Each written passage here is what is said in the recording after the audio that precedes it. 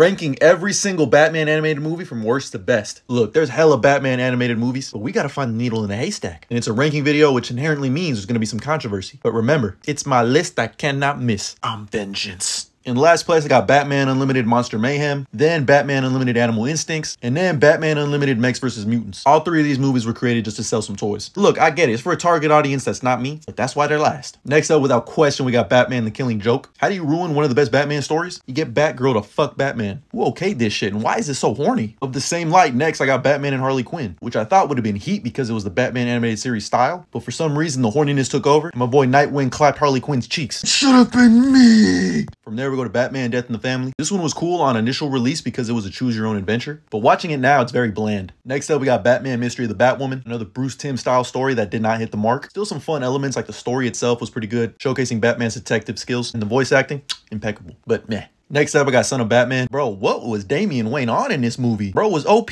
Had to be on some type of shit. And I didn't really like the way they handled the whole aspect of him finding out about Damian. Like, he should have been disgusted, but he was like kind of okay with it. Next up, I got The Batman vs. Dracula. This one being a movie of the hit animated TV series The Batman. This one actually got a little darker, gorier, and low-key scary at times. Like the Vampire Joker. Slept on. Another slept on one is Batman Soul of the Dragon, which essentially is a Bruce Lee movie with Batman. Kung Fu style Batman? These hands are rated E for everyone. Next up, I got Batman the Doom That Came to Gotham, the newest installment. Gotta be honest, wasn't a huge fan. Thought it was okay, but could have and probably should have been better. From there, I'm gonna go with Batman Assault on Arkham, which is technically like a Suicide Squad movie, but I don't know. I thought they were cooking with this one. The character dynamics, the action, the gore, pretty mature, pushing that PG-13 line. I thoroughly enjoyed it. Next up, we got Batman Bad Blood, and much like the last two movies, it's not so much focused on Batman, but it's still pretty damn good in the Batman universe because, shocker, Bruce dies, and it's the Dick Grayson and Bat Family show. When they all fight together towards the end of the movie, I don't know what that sound was. Moving on to Batman vs. Two-Face, which features the great Adam West. It is campy, it is a little goofy. I thought it blended the 60s show and the animated series well. And William Shatner? Come on, man. And next up, we got Batman vs. Robin, which in my opinion is probably the best movie featuring Damian Wayne. And the use of the quarter owls in this movie is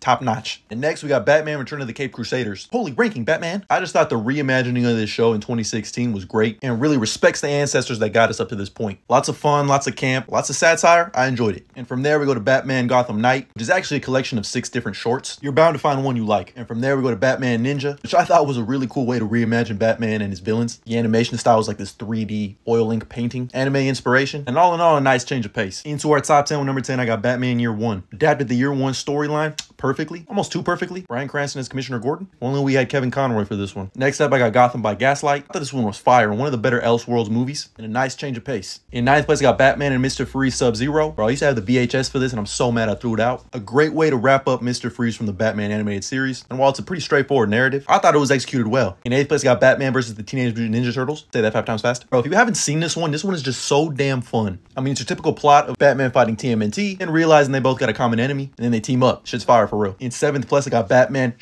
Hush, which is adapting one of Batman's most memorable runs. The core mystery and the romance element of the movie carry, and I would say it's a pretty solid adaptation. Top tier for real. In 6th place, I got Batman Beyond Return of the Joker. Bro, they were cooking with this one. Definitely one of Bruce Timm's darkest stories, and Mark Hamill was in his motherfucking bag for this movie. You gotta watch the PG-13 version though. Look it up. Into our top 5, at number 5, I got Batman The Long Halloween Part 1 and 2, since it's the same story. Again, adapting one of Batman's most famous runs, The Long Halloween. I love the different animation style, just the story of The Long Halloween, and really deep diving and focusing on Harvey Dent's transition into chaos.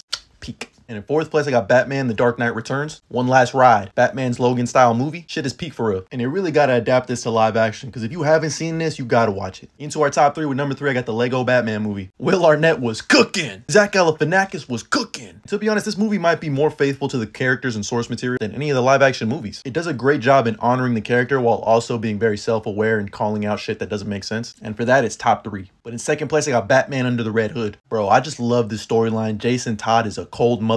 To me, it's one of the most gripping narratives in Batman lore history. The action is incredible. The storyline is incredible. The voice acting is incredible. And to me, this is some of the best animation that the DCAU has ever put out. But in 1st place, come on. Was it ever not going to be Batman Mask of the Phantasm? This movie explores Bruce Wayne on a level that no film has ever done. And this was originally supposed to be a direct-to-DVD release, but they were so impressed with it that they released it in theaters. That alone tells you how impressive this story is. One of the better crime thrillers I've ever seen in my life. And the choice to go with an original villain was great because it was a true mystery unfolding for us. There was no source material to back it up. And Kevin Conroy, salute that damn man. And that's why this was number 1. But that's just how I would rank him. Let me know how you rank him down in the comments below. And as always, like and follow for more.